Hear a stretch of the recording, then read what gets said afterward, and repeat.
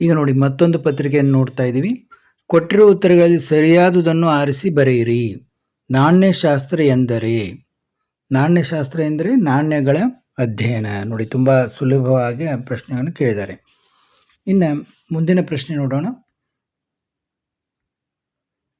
ಸಿಂಧೂ ಜನರ ಪ್ರಧಾನ ದೇವತೆ, ಸಿಂಧೂ ಜನರ ಪ್ರಧಾನ ದೇವತೆ ಮಾತೃದೇವತೆ, ಮಾತೃದೇವತೆ. ಶಿವಾಜಿ ಕಿರೀಟ ಧಾರಣೆಯಾದ ವರ್ಷ ಯಾವುದು?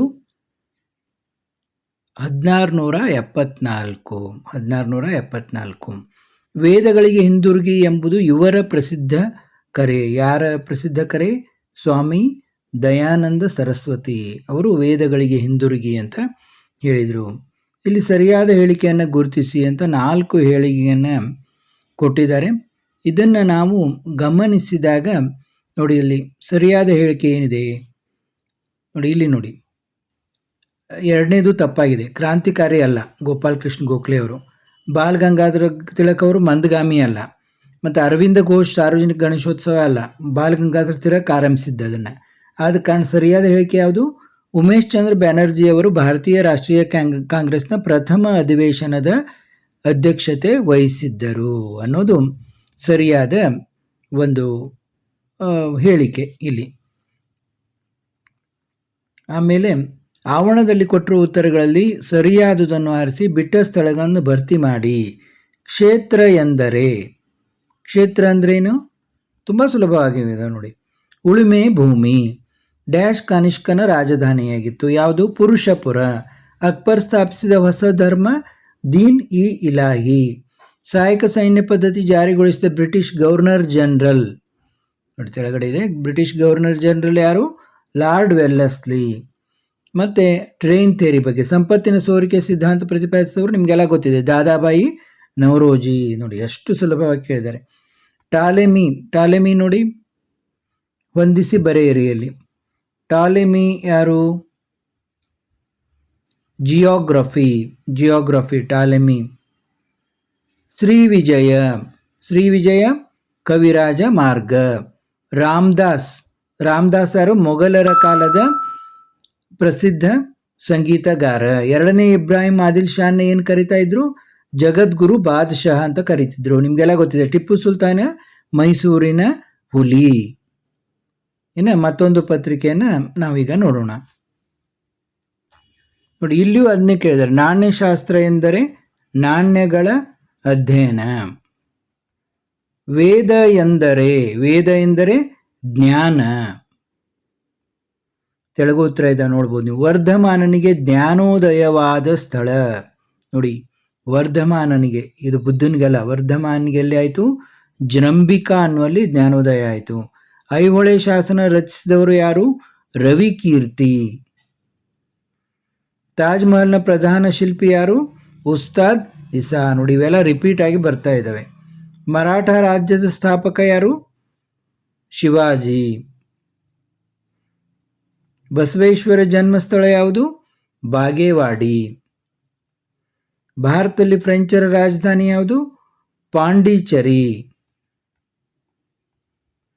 ಬ್ರಹ್ಮ ಸಮಾಜದ ಸ್ಥಾಪಕ ಯಾರು? ರಾಜಾರಾಮ್ ಮೋಹನ್ ರಾಯ್. ಏಕೀಕರಣದ ನಂತರ ಮೈಸೂರಿನ ಪ್ರಥಮ ಮುಖ್ಯಮಂತ್ರಿ? ಏಕೀಕರಣದ ನಂತರ ನೋಡಿ, ಎಸ್ ನಿಜಲಿಂಗಪ್ಪ.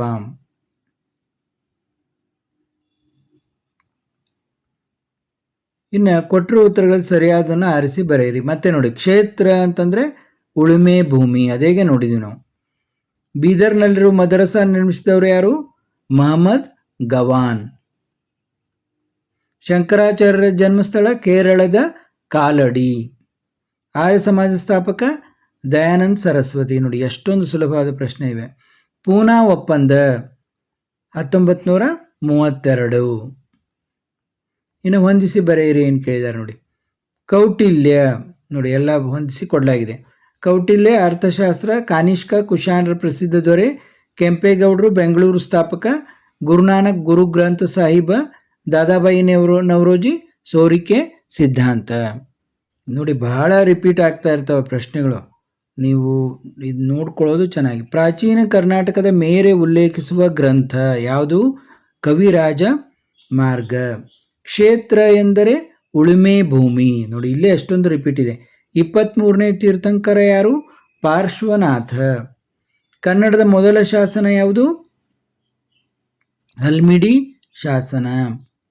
ಮೊದಲ ಪಾಣಿಪತ್ ಕದನ ನಡೆದ ವರ್ಷ 1526. ಶಿವಾಜಿಯ ಬಿರುದು ಛತ್ರಪತಿ.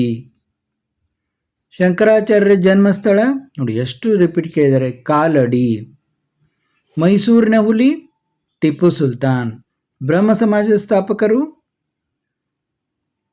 ರಾಜಾರಾಮ್ ಮೋಹನ್ ರಾಯ್. ಆಲೂರು ವೆಂಕಟರಾಯರ ಪ್ರಸಿದ್ಧ ಕೃತಿ ಕರ್ನಾಟಕ ಗತವೈಭವ. ಇನ್ನು ಇಲ್ಲಿ ನೋಡಿ, ಮಗುವನ್ನು ಶಾಲೆಗೆ ಕಳುಹಿಸಲು ಸಮಾರಂಭ ಯಾವುದು? ಉಪನಯನ. ಬೀದರ್ನಲ್ಲಿರುವ ಮದರಸಾ ನಿರ್ಮಿಸಿದವರು ಮಹಮ್ಮದ್ ಗವಾನ್. ಸಿಖ್ ಧರ್ಮದ ಸ್ಥಾಪಕ ಗುರು ನಾನಕ್. ವಿವೇಕಾನಂದರ ಮೂಲ ಹೆಸರು ನರೇಂದ್ರನಾಥ್ ದತ್ತ. ನೇತಾಜಿ ಎಂದು ಪ್ರಸಿದ್ಧರಾಗಿದ್ದವರು ಸುಭಾಷ್ ಚಂದ್ರ ಬೋಸ್. ಇನ್ನು ಹೊಂದಿಸಿ ಬರೆಯಿರಿ ಏನು ಕೇಳಿದ್ದಾರೆ ನೋಡಿ, ಹೊಂದಿಸಿ ಬರೆಯಿರಿ ನೋಡಿ, ಇಲ್ಲೆಲ್ಲ ಹೊಂದಿಸಿ ಕೊಡಲಾಗಿದೆ. ಗಾಥಾ ಸಪ್ತಸತಿ ಹಾಲ. ಕಾನಿಷ್ಕ ಕುಶಾನರ ಪ್ರಸಿದ್ಧ ದೊರೆ. ಕೆಂಪೇಗೌಡ ಬೆಂಗಳೂರಿನ ಸ್ಥಾಪಕ. ಬಸವೇಶ್ವರ ಅನುಭವ ಮಂಟಪ. ದಾದಾಬಾಯಿ ನವರೋಜಿ ಸೋರಿಕೆ ಸಿದ್ಧಾಂತ. ನೋಡಿ ಎಷ್ಟು ಸರಿ ರಿಪೀಟ್ ಕೇಳ್ತಾ ಇದ್ದಾರೆ ನೋಡಿ. ಇಲ್ಲಿಗೆ ನಾವು ಕೆಲವು ನಿಮ್ಮ ಹೊಂದಿಸಿ ಬರೆಯಿರಿ, ಫಿಲ್ ಇನ್ ದ ಬ್ಲ್ಯಾಂಕ್ಸ್ ಮತ್ತು ಬಹು ಆಯ್ಕೆ ಪ್ರಶ್ನೆಗಳನ್ನು ನೋಡಿದೆವು.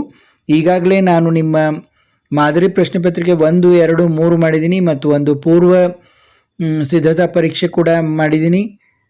ಅವನ್ನು ಎಲ್ಲ ನೋಡ್ಕೊಳ್ಳಿ. ಇದರಿಂದನೇ ಕೇಳ್ತಾರೆ, ಯಾವುದೂ ಅಲಕ್ಷ್ಯ ಮಾಡದೆ ಚೆನ್ನಾಗಿ ನೋಡ್ಕೊಳ್ಳಿ. ಈಗ ಒಮ್ಮೆ ನೋಡಿದರೆ ಇನ್ನೊಮ್ಮೆ ನೋಡ್ಕೊಳ್ಳಿ. ಮತ್ತೆ ಭೇಟಿಯಾಗೋಣ.